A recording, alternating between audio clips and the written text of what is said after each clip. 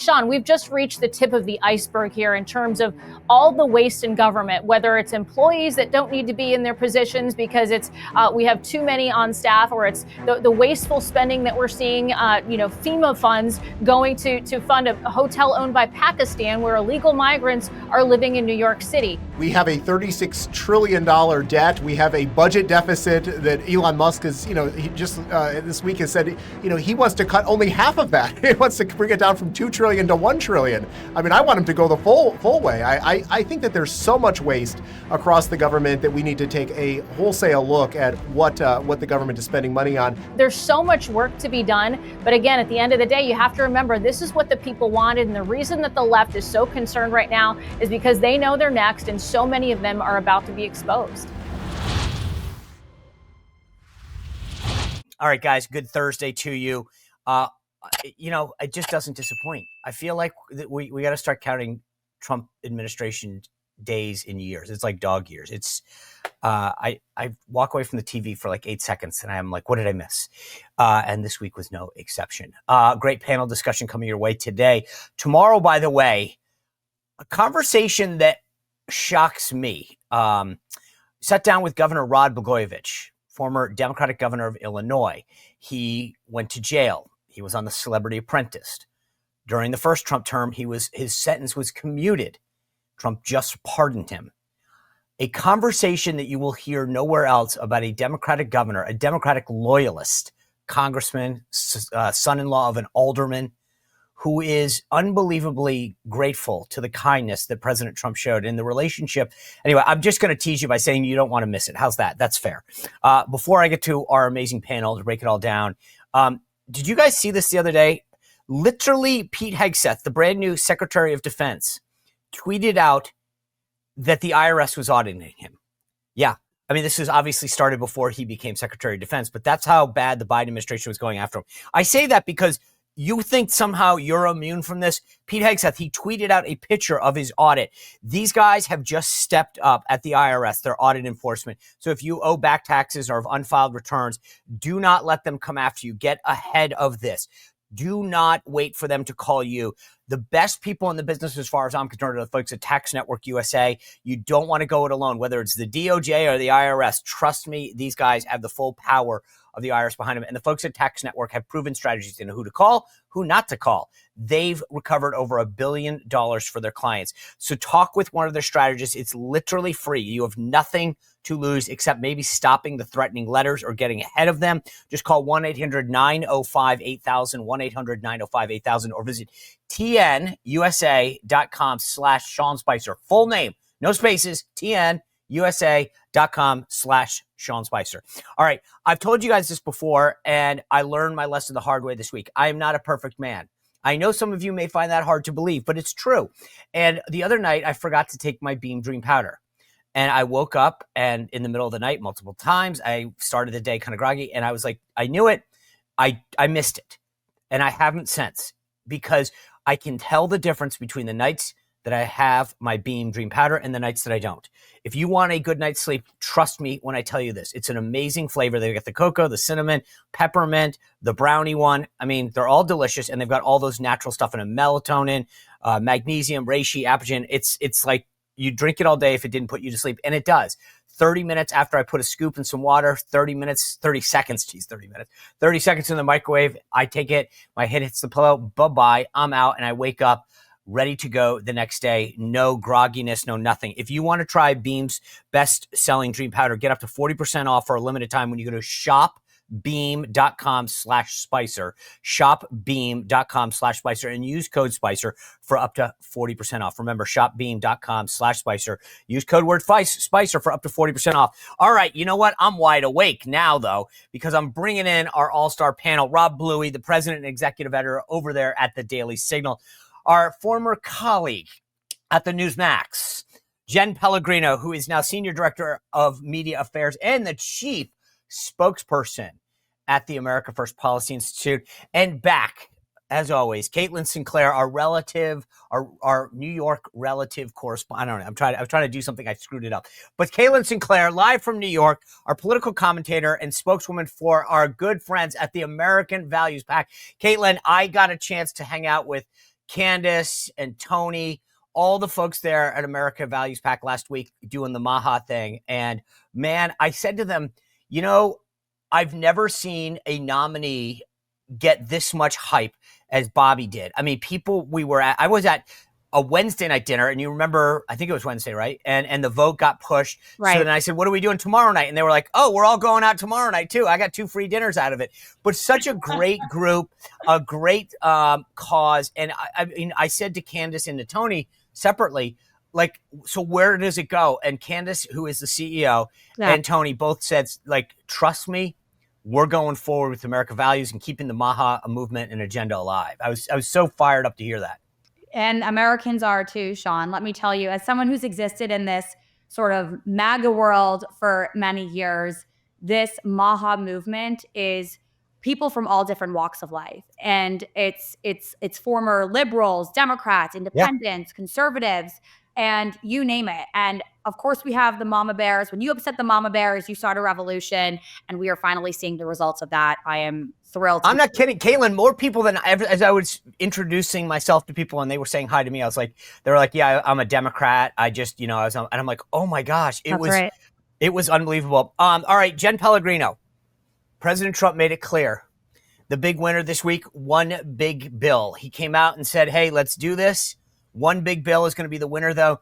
I have been on both sides of the fence. I was on the Senate guys are unified, and they're going to put 2 bills up because they're going to sell the president on, hey, sir, don't you want some wins? We can get border, energy, defense done. And then I talked to a bunch of the Freedom Caucus guys, and they said, here's the thing. We can do a lot more in government savings through one big bill and this tax thing. And I was like, ooh, as a conservative, I want one big bill. I want more of less government. How's that? That's a backward statement. But Jen, what is this? I mean, this is sort of like everyone's been waiting for President Trump to say, what do you want? And he picked who he wants. And that's one bill.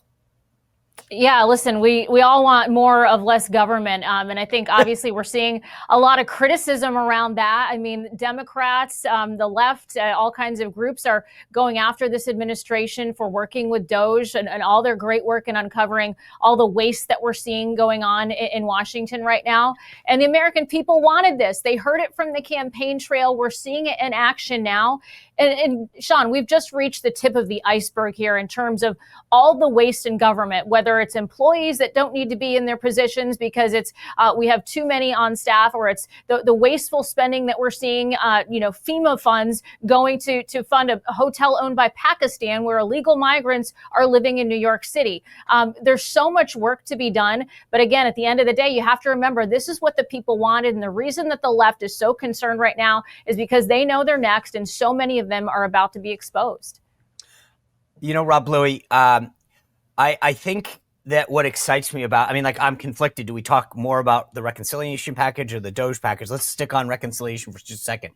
This, to me, conservative-wise, could potentially be one of the most consequential pieces of legislation for the conservative movement in quite some time. You're talking immigration, energy, defense, and when I say immigration, border security, obviously at the tip of that spear, and then massive renewal of tax cuts and other things. I mean, the president's talked about no tax on tips. Like, from a conservative standpoint, give me a sense of how big you think this is historically. Sean, you're absolutely correct. And if you look at historically what the left has been able to do with budget reconciliation, going all the way back to Obamacare and obviously a lot of the packages that Joe Biden was able to get through without this threat of a Senate filibuster, it's the one shot to basically take what Donald Trump has started doing in the first 30 days in office and make sure that those are actually enshrined in legislation. And so all of the issues that you talked about will certainly be part of it. I'm glad that Trump has provided the clarity. I think it gives the budget chairman, Jody Arrington, it gives Speaker Mike Johnson certainty that the president will have their back when they go to get those votes. Remember, there is a tighter margin in the House right now than there is in the Senate. Speaker Johnson has no easy task to get this across the finish line. And obviously he'll have reinforcements coming to refill the ranks. But, this process needs to start immediately. You and I remember from the debate from 2017 how tax cuts dragged out for the entire year. I think we waited too long. If these are going to have an impact immediately and bring down the cost of living for Americans, they need to get the act done now. You know, Caitlin, Rob said something that I thought was so interesting. And I had a Newsweek piece on this, but like, it's one thing to do all this stuff through executive order, and I'm super psyched that he's doing it. It's another thing to do a lot of this stuff through DOGE. Super psyched. We'll talk about that in a minute. But when Rob said the law, right, that's what matters. If we want to make sure that a future president doesn't undo this, and I keep going back to immigration, which is, we have always talked on the right. The immigration system is broken. Here's what we need to do. We need to hire more people, all these things. But if we don't codify it in law, God forbid we lose the White House or something changes, and suddenly it can all get undone. But if we can take a Republican House, a Republican Senate, and a Republican White House and lock in something like immigration reform and make it stronger and safer for our country, it makes it a lot harder for the Dems to undo it. Absolutely. And I know we're already talking about midterms, which are basically around the corner now, even though we haven't even hit 100 days. But absolutely. And I think everything that we're seeing, from immigration to the economy to DOGE, is this was all, Sean, a mandate from the American people. And I find it so incredibly ironic that the same people that were okay chopping off their sons' genitals are now the ones that will tell us that Elon Musk is going too far. So the case was extremely weak to begin with, in my opinion, basically telling the American people and the president, who campaigned on the exact ideas of taking down government waste, having accountability, cutting that waste and spending. And now you're telling the American people, oh, we actually don't want the accountability. We don't want the president to get rid of waste. So the case was completely weak to begin with. All of this was a mandate from the American people on November 5th, and we hope to see some laws in place as well. You know, Jen Pellegrino, to Caitlin's point, this court ruling, it was Tanya Chutkan, right? That name might sound familiar to a lot of people. She was the judge going after President Trump for a while. She rules in the favor of DOGE. And the thing that was weird, and I guess over the last 7 years, I've really lost faith in a lot of the judicial system. But the one thing about this was, I was like, so let me get this straight. These Democrats are suing the president of the United States and saying, you, as the elected head of the executive branch, can't look at the books of the executive branch. I mean, that's fundamentally what happened here. They were saying, you can't just go in and look at these programs. And it's like, wait a second. That's the dumbest thing I've ever heard. I mean, imagine hiring somebody to be the editor of the Daily Signal and saying to Rob Bluey, yeah, but you can't look at the stories. It's like, what? It's unbelievable, Sean. But listen, isn't that the way Washington has operated for so long now? And so many of these groups, they were planning this, while Trump was on the campaign trail, knowing if he was back in office, that all the actions he was going to take. So they were planning lawsuits. They were planning to go after him to try to stop all the work that the American people voted for. And it's just ridiculous. I mean, again, there's so much out there that's waste. You would think anybody would be on board with cutting a lot of the waste, taking our hard-earned tax dollars and making sure they're going to the right places to help the American people, and not for some ridiculous funds that don't give us any return on our investment. I mean, it's just unbelievable that we're having this conversation. I would think every American would be on board with what's happening within DOGE right now. And picking up on Jen's point, let's face it, we have a $36 trillion debt. We have a budget deficit that Elon Musk is, he just this week has said, he wants to cut only half of that. He wants to bring it down from 2 trillion to 1 trillion. I mean, I want him to go the full way. I think that there's so much waste across the government that we need to take a wholesale look at what the government is spending money on. And Sean, to your point, I appreciate you using me as the analogy, but what corporate CEO would take the reins of a business and not be able to go in and actually have an impact in terms of how that company is spending its money? This is just common sense. And I think Trump, as the businessman, is probably just confounded that the Democrats want to protect the bureaucracy the way they do. And the Democrats' heads are spinning too. It's funny. Sorry to interrupt you, Sean, but I'll just say I was having a conversation with somebody locally today that isn't aware of how things work in government like me. We might be aware, and saying, President Trump is moving so quickly. And I said, well, yeah, the midterms are right around the corner, and the party in power oftentimes loses some of that power in the midterms. And so there's so much going on right now, obviously at President Trump's pace, which is faster than lightning, faster even than the Trump administration 1.0, that Democrats, their heads are spinning. They can't keep up with it. And obviously they're scrambling to have some kind of messaging through this right now. But right now their hands are tied behind their back, and the best they can do do is come after him with obviously attacks and going to federal judges like Tanya Chutkan. Yeah, it's funny. I feel like the mainstream media, Jen, and these liberals don't even know what to cry about first. Like Caitlin Collins is waking up every day like, wait, what am I supposed to be mad at today?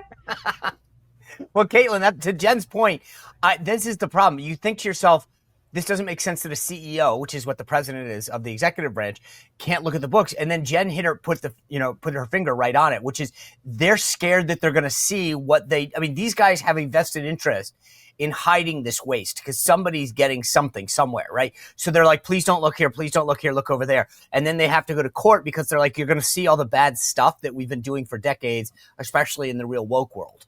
Right. And I think the funniest part about this is, could they make it any more obvious? Like you're saying, no, don't show the receipts. Don't actually show the corruption. Don't show the waste. That says a lot for the American people. And look, President Trump is saying he wants to run this administration like a business. He's a businessman. We heard from our press secretary, Caroline Leavitt, saying they're going line by line. They have the receipts, and the American people deserve these answers. Rob, the thing that's so funny to me is that central to the Democrats' scare tactic is these DOGE employees are looking at these things. And I'm like, right, they're federal employees. Who do you think's looking at things? Federal employees? Do you not think that people in the Treasury are, I've had a security clearance for 26 years. I've been in the, that's what employees do. They're trying to not let you think about this. Of course they're looking at things. That's what they do. If you don't think people are looking at things, how do you think that they operate? But the Democrats are trying to scare you to make it seem like these are bad people that are going in to look at things. Why? Of course, federal employees, of which they are looking at the books, are looking at the programs. Frankly, they're probably not looking enough. And a lot of them aren't doing their job is what seems to be the issue here. The people who've had these jobs for years, if not decades, clearly haven't been doing enough work because they would have identified this waste, fraud, and abuse. The things that Elon Musk and the DOGE team are finding out, that there wasn't a particular tracking code, on certain payments that were going out, you would think that those are just basic steps that somebody who was a federal employee would be able to identify before you had a group of outsiders come in. But I think I don't have any issue particularly with people who Musk has brought in to review this information. I think it's long overdue. And what I hope, going back to our conversation about Congress, is that they can enact some of these reforms in law, because one of the things that I do worry about is that this will be a short-term phase. Remember, DOGE is supposed to expire on January 4th, 2026. They have a lot of work to get done in the short window that's basically the next year. And so Congress needs to follow through and make sure that we have the scrutiny on these books, whether it be the Treasury Department or other agencies, that this does not continue in future administrations as well. 100%. The thing that was so funny to me, Jen Pellegrino, is I know I love to bring it up, but I can't help myself, is that there's a lot of press recently about my case, Spicer v. Biden, and the ability that gave President Trump the authority to go fire all these people. And people got mad at me, at least in the comments section of the Washington Post when the big story came out, like somehow it's my fault that Biden fired me and he was that petty, and I'm the bad guy because of this. In the case of this DOGE thing that Judge Chutkan ruled on, one of the things that the Trump administration and the Trump White House pointed out to the court is that longtime Biden confidant Anita Dunn was a special government employee. What does that mean? It's somebody who doesn't have the same disclosure, comes in and out of government, doesn't have to give up their government jobs. So Anita Dunn helps run a huge PR agency in Washington, D.C. that has massive clients who have business in front of the federal government. And she kept playing this little shell game as a special government employee to stay in the Biden White House. Now that Elon's using the same tactic, apparently it's very bad. But no one in the media, no one on the left thought that what Anita Dunn was wrong. Now, granted, Elon Musk is no Anita Dunn, right? She runs a few $million public affairs company that have contracts in front of the government. He's obviously a he's the richest man and the most successful guy. But they didn't have a problem when it was Anita Dunn. And then when Trump uses the same playbook, oh my God, that's horrible. Listen, age-old story here in Washington, right? The rules for thee and not for me. But listen, you just drive around the D.C., Northern Virginia area, anywhere in the suburbs, Sean, you look at some of the homes around here and you ask yourself, what do these people do for a living? And you know what? A lot of them are government contractors, and they're making a lot of money. And these people have been living this way for years and years. Nobody's checked into how this money is being spent. And finally, now it's being uncovered. And a lot of them, again, like I said, are really nervous right now. And of course, they're going to point the finger at President Trump to distract from what they've had going on and what's going to be uncovered. But the American people are not being fooled right now, and they're thrilled to see this happening. And I hope, to Rob's point, that it does continue, that we can get through this in the next 2 years, because they've got a lot of work to do, but it's something that for years has needed to be taken care of. Can you imagine if like you're some government contractor that had a ton of DEI contracts and you bought this big house in like McLean, you're like, uh-oh, I got a payment coming up. Caitlin, let's just everybody, and I'll start with you, Caitlin. I was very intrigued by the Trump Musk interview on Hannity this week, because the Dems are trying desperately, and probably more so the leftists and the media, to tear Trump and Elon apart. And yet I thought that they got what they wanted out of the interview. They showed people they were aligned. Musk was very complimentary of the president. The president was complimentary of him. And I think that it hopefully put to rest this sense that, there's a schism between the two, or they're growing mad at each other. Well, I don't think the mainstream media will ever rest. However, for those of us that were paying attention and watched the interview with an open mind, yes, the president restated that he is in charge. He is in fact the commander in chief, and he instructs Elon Musk on what to do as far as how he's handling DOGE and how he's managing that, which I think we alluded to earlier. By the way, DOGE is expected to expire in less than a year. So just real quick, do you guys think it'll get reauthorized? I mean, or whatever. I can't imagine you do all this in a year and walk away. I sure hope so, Sean. I mean, again, there's so much the laws. That's what I want. Yeah, there's so much to be done. I don't know how they're going to get through it in a year. Okay, good. And Sean, you have the House and Senate committees. I mean, Joni Ernst in the Senate and Marjorie Taylor Greene in the House. Look, I'm sorry, I get it. They're suddenly cool. It's suddenly cool to want less government, but none of these folks did anything. And I'm sorry, both sides. Joni Ernst maybe a little. Elon was talking about that, but like for all these guys, every time I've had them on my show the last several years, everybody loves to talk about it. No one wants to do anything, and it wasn't until Trump and Elon came along that it actually became cool to cut government. And so, if they're not keeping Congress's feet to the fire, it's not going to happen. Sean, the last time that I remember having a vigorous debate about this goes all the way back to the earmark debate. John Boehner, of course, being against earmark. The late Tom Coburn. He actually teamed up with Barack Obama in the 2000s to pass legislation to give more transparency into government spending. But you're absolutely correct. There have been movements in the past, like the Tea Party, which, obviously created great awareness about government spending. But when it came to actually delivering on the results, nobody has been able to match what Elon Musk has done over the last month. Right. The thing that I found so funny, Jen, is the patheticness, the sadness of the Dem response. They're doing dances. They stand outside government buildings and yell, but like, it's horrible. I mean, it's actually sad. Like it's like, imagine the Philadelphia Eagles, and as much as because they're the Super Bowl champ, if they walked on the field and they saw a Pop Warner football team, at some point they'd be like, this isn't fair. And I feel like the Dem response right now to me is just, it's like, is this all like songs? Come on. I mean, it's so true. And I can't remember who said this, but somebody recently, and it might have been in Playbook, a Democrat strategist, but said, the Democrats, they have no message and they have no messenger right now. And we saw that going into the 2024 election. We saw how out of touch they've been with the American people, and the legacy media continued to fuel that fire and obviously enable that. But now they're realizing, they wanted to make the American people think that, nope, we have this, we're going to go so far to the left, but they weren't having it. They went too far, and the American people weren't ready for that. That's not largely America's values. And so they have a lot to do in terms of figuring things out. The clock is ticking for them. Who knows how things will go in the midterms? Obviously, a lot can change, as we've seen over the last year. But they really need to get their act together if they hope to win future elections. I want to turn our focus for a minute to the media, in particular CBS News, who I believe an outsider could look at CBS over the last week and say they are intentionally trying to tank the network, right? So it started on Monday, and I covered this. Well, no, it started on Sunday, but I covered it on Monday. Margaret Brennan, the host of Face the Nation, does her little, I'm going to go after the Republican, and she does this to every Republican that appears. She plays patty cake with the Democrats, but tries to do the gotcha moment. And so she's got Marco Rubio there, Rob Bluey, and she says, the Holocaust was started by a lack of free speech. And then Rubio schools her. And everyone on the right went nuts, appropriately. Because the way I frame this is, people make mistakes all the time. I'm guilty of that. I'll be the first one in line. But that question and that line of thinking against Rubio was premeditated. She had that all ready to go. So she actually thought about the line of attack and making the Holocaust, the basis of the Holocaust, the lack of free speech. Okay. Completely false, completely ridiculous. But it was that attempt to go after Rubio that was so vicious in her that she was willing to overlook anything. And if Rubio hadn't been as skillful as he had, who knows what he would have done, but he crushed her.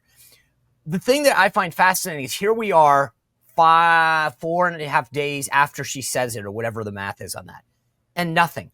None of her colleagues, no one at CBS, no one in the media writ large, no one in elected leadership on the left, none of those far left, crazy leftist groups like the Southern Poverty Law Center or ADL, the Anti-Defamation League. Like, I can't believe that we are here right now with no repercussions. She hasn't put herself out there on Twitter or something and said, "Hey guys, I made this stupid statement. I was clearly offended." Can you really not believe that, Sean? Come on. That what? You've watched enough of the media. Wait. That what? Did you really think anyone was coming out with a statement to apologize? We're talking about the lamestream media. They don't. No. Well, so here's why I do. This is honest to God. So you look, I've stepped in it before. Okay. Specifically on this thing, and in a very different way. Like, I was literally trying to discuss at the White House how evil Assad was in Syria, and I was trying to make this comparison, and I bungled it.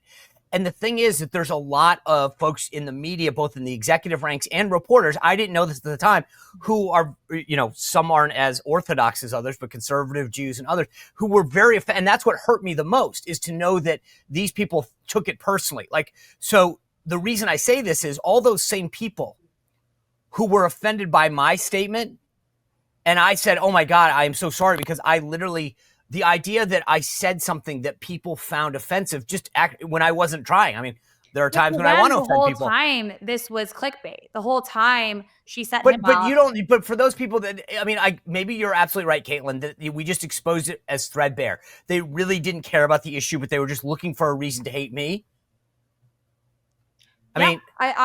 I think this, which is fair. I get it, but I'm surprised. You were trying to relay accurate information and were mortified at the fact that you offended people, which was not your intention.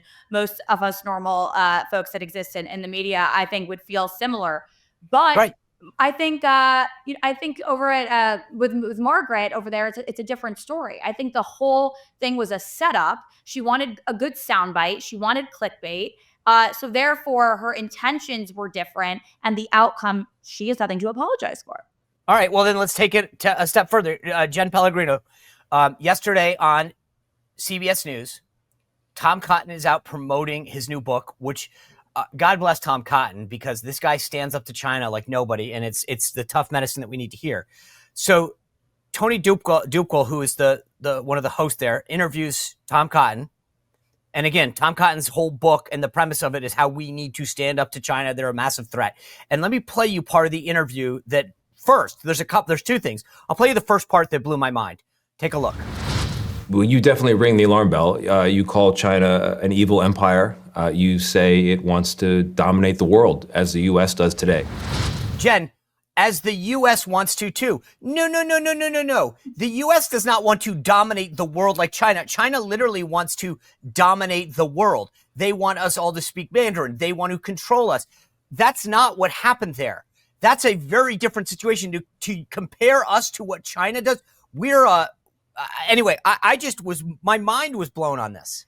Listen, I have to wonder, Sean, is CBS watching some of the other big players in the media space and seeing how the landscape is changing for them and how the landscape is changing as a whole within media? I mean, you look at how many big name anchors from CNN to CBS have either been demoted, had to take salary cuts, or exit the network altogether because the networks aren't performing, the viewers aren't there. They're tuning into alternative media. Look at Caroline Levitt, obviously changing that whole whole landscape from the White House podium in the briefing room, inviting alternative media there, because the American people have largely tuned out the CBS News of the world and some of these other outlets that are taking these angles that have an agenda. We see right through it. We saw it so much during the last election, how they covered up for the Biden administration. And now, again, same old playbook that they had during the first Trump administration, going on attack on issues that obviously are important to the American people, but making the country look bad and making the person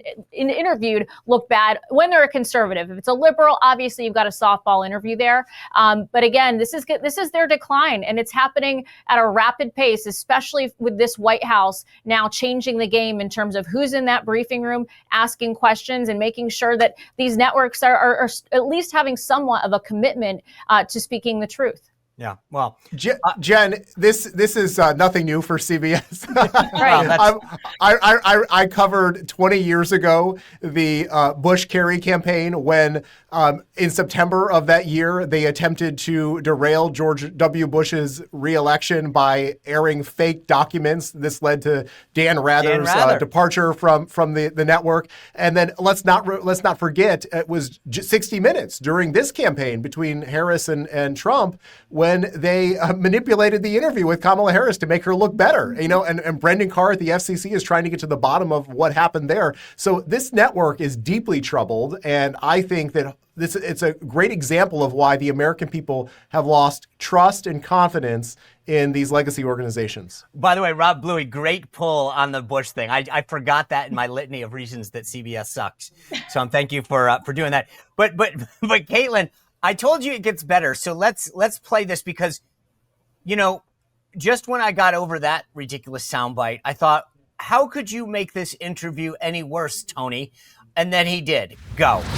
The overall strength of America is relevant to any conversation about China, how we are as a people, as a society, as a culture. And so I think that brings us to DEI. It's not in the book, but it's in our politics right now. Republicans want to eliminate it from American life. Donald Trump wants to cut it out of American life. I'm curious where the line is. Okay, all right.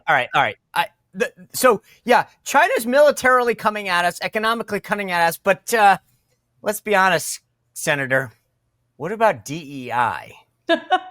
I love how he just throws these lines in. I don't know, hoping that the senator won't hear, hoping that the viewers, the American people won't hear, comparing America to China as far as the same agenda, just throwing in DEI like that.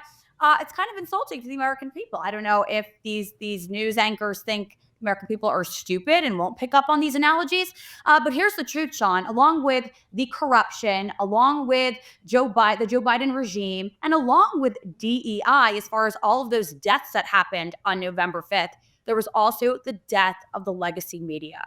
And now we're seeing that play out. This is what the American people wanted. As Jen mentioned earlier, they're going to alternative sources because the trust with the lamestream media is at an all-time low. And this administration is going to face challenges as far as how to gain the trust of the American people back if they keep going the route of the mainstream media, which is why, as Jen also said, Caroline Leavitt is doing a great job opening the press briefing room up to alternative sources. The American people are going to alternative sources. I get most of my news on X these days, as I think many of us do.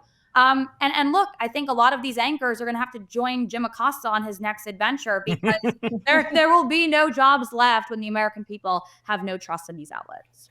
All right, I want to just go around the horn on this next issue because President Trump addressed it in the presser earlier this week. But I wrote a column. It's in SeanSpicer.com on Tuesday. So go take a look at that if you guys are interested. It's free to sign up. The next one comes out tomorrow, obviously. But this battle they're having with the AP, and I'll start with you, Rob Bluey, because you're actually have a media organization. But just to refresh everyone's ideas, that they basically have this fight, and I'm trying to figure out where my style book is. Oh, it's right here. So the big issue is this. The AP won't use the term Gulf of America. And you think, okay, that's petty. But what this is really about, what I explained, is it's about the AP style book, right? This is my 2005 edition, the last one that I will ever purchase. And the reason this matters is the AP's language in gender affirming care, or capitalizing black, not white, or how they refer to illegal, it's not illegal aliens or immigrants, it's like undocumented people, even though the legal term is illegal aliens. That's the law. And the AP always wants to use language that favors the left, never the right. And the White House is saying, if so many people are dependent on you to get news and you guys want to use leftist terms and phrases, then until you get straight, we'll allow you to cover. We're going to give you your credentials. You can be in the briefing room, but you don't get invited into the Oval Office. So Rob Bluey, just on principle alone, are you with him or against him?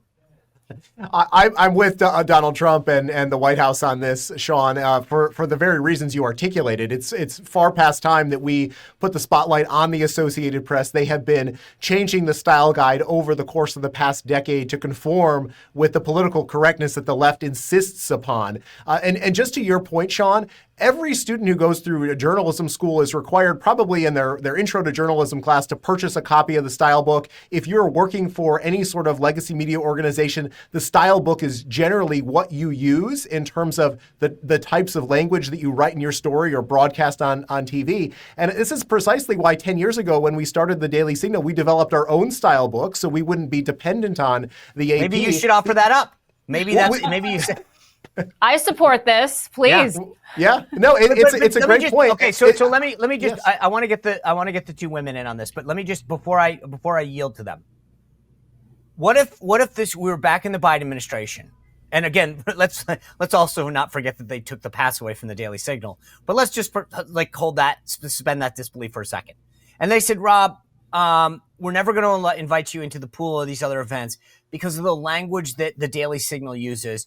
And until you conform to the AP style guide, we're not going to do it. So if the shoe was on the other foot, how would you react? Well, I'm sure that the language that we did use for the first couple of years that we were allowed at the White House was a factor. I mean, they probably didn't like the fact that we used illegal aliens or that we refused to use terms like gender affirming care, which are just. Did you ever get into the Oval Office? Did your reporter ever? Certainly not during the Biden years. No, absolutely not. I mean, during the first Trump administration, I mean, we actually did serve as the pool reporter. I served as the pool reporter with Vice President Pence on Air Force Two on one occasion, and some of my colleagues did as well. But absolutely, I mean, the Biden administration was the worst in this regard, and they put in those rules that not only took away our credentials, but 440 other reporters. And so I think, Sean, there's a big distinction here, and you made it. They did not lose their credentials. They're still allowed on the White House campus. They just simply can't access Air Force One in the Oval Office, which I think is the right of the president to decide who gets access to those spaces. Yeah, isn't it funny, too, if I may just jump in here, because you point out, what if the shoe were on the other foot? But think back to AP's position during the Biden administration in White House press briefings with Karine Jean-Pierre, but especially on the rare occasion that Joe Biden was at the podium with his pre-scripted questions and the reporters to call on in order. Who usually got the first question? It was the AP reporter right there. They had access an administration that didn't give much access to the press. Now you've got a president and a press secretary that are working around the clock, that invite the press into a lot of the events, that take questions directly from everybody. It doesn't matter who you're with, even if you're not necessarily a friendly outlet. And now here's the AP whining because they want to, make it an issue over what they're going to say Gulf of America. Well, on top of that, just because Gulf of Mexico might be used outside of this country in other countries, that's why they say they're not using it. Well, here you are in the Oval Office, and it is a privilege to be in that briefing room, to be in the Oval Office, to fly on Air Force One. And the least you can do in reporting for the American people, because you owe it to them, is to report the truth. And this is how we call it. It's the Gulf of America here in the United States, and they should adhere to that. My 2 cents on this is, like, it's one thing if he just made it up and said, you need to say X word from now on, whatever. But there are certain policies that once he determines go into effect. That's the reason that Apple Maps and Google Maps and everyone else said it. But I think the broader issue is the style book. You guys are the mouthpiece. And the thing about, so that people understand, I wrote this in the column the other day for people to understand this, is that when you're in the briefing room, they can hold a few hundred in there. But when you go into Air Force One or the Oval Office, it's the pool. And you, as the AP, are the designee for reporting what happened. And the camera guy that's in there, and they all rotate. The camera guy's job is to take the video, and the photographer takes the photos, and then they are shared with everybody else. That's the deal. You agree that if you're going to be the representative that gets to go to the meeting, if you will, that you share it with everyone else. And I get their point, which is if you're sharing garbage back, then that's a problem, because then no one on our side actually gets to hear a different perspective, because you guys at the AP are funneling it. All right, I have one thing that I want to do before we get to winners and losers. And I'm going to ask the question first. I want a yes or no answer, because when we were putting the show together today, I asked the team, and I'll tell you about what everyone thought afterwards. But the White House dropped a video the other day, and it's called an ASMR video. Caitlin, do you know what an ASRM video is, yes or no? ASMR? Yep. Yes, sir. Okay. Jen Pellegrino, do you know what an ASMR video is? I do.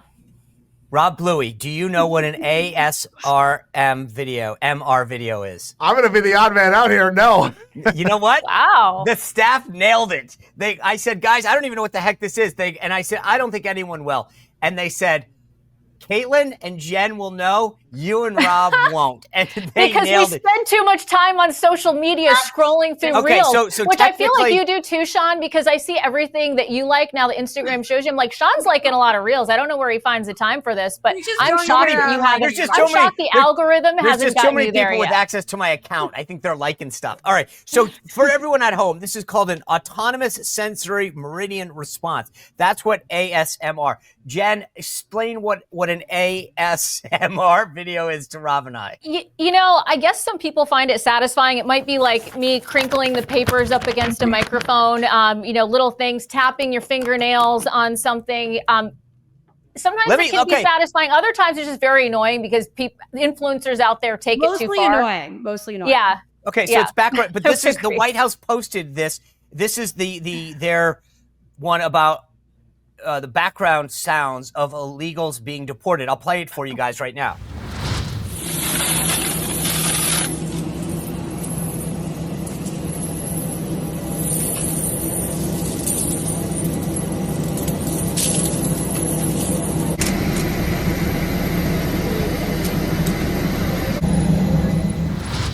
All right, that does it. I feel like this is like my white noise machine from trying to go to sleep. I'm amazed when I saw it. I was like, I don't get this. They put it out on the official White House account. Everybody, it seems to have picked up a lot of steam.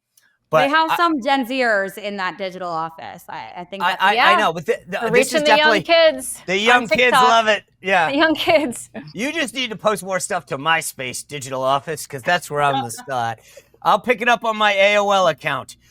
Okay. As we do every Thursday, I want to see who you guys thought had a good week and a bad week. Rob Bluey, since you and I were the two that didn't, and by the way, Rob and me didn't know. I know a bunch of grammar folks out there are probably checking me. So, Rob, who do you think had a good week and who had a bad week? I'm going to give the good week to Secretary of State Marco Rubio for prompting these peace talks and the work that he did there in Saudi Arabia. And on the flip side, I'm going to give the bad week to the Ukrainian dictator, Volodymyr Zelensky. By the way, do you think we get a deal? Like, is there a deal? Let's just go into our crystal ball. It's February. So April 15th, tax day. Do we have a deal to end the war in Ukraine? I hope so. I mean, It's gone on far too long. I mean, we're coming up on the 3-year anniversary. I think that Trump will put the pressure on, and yes, he will insist upon a deal that quickly. Let's get Elon and DOGE to audit that money we sent you. All right. Jen Pellegrino, who had a good week and who had a bad week? Okay, went a little bit outside the box for this one. Go. And this is impacting not just DC, but I'm sure a lot of other cities right now, but especially DC. There is a massive influx of new homes on the market for everybody that has been unable to afford a home in this area. It is so expensive, close to what it's like living in New York City.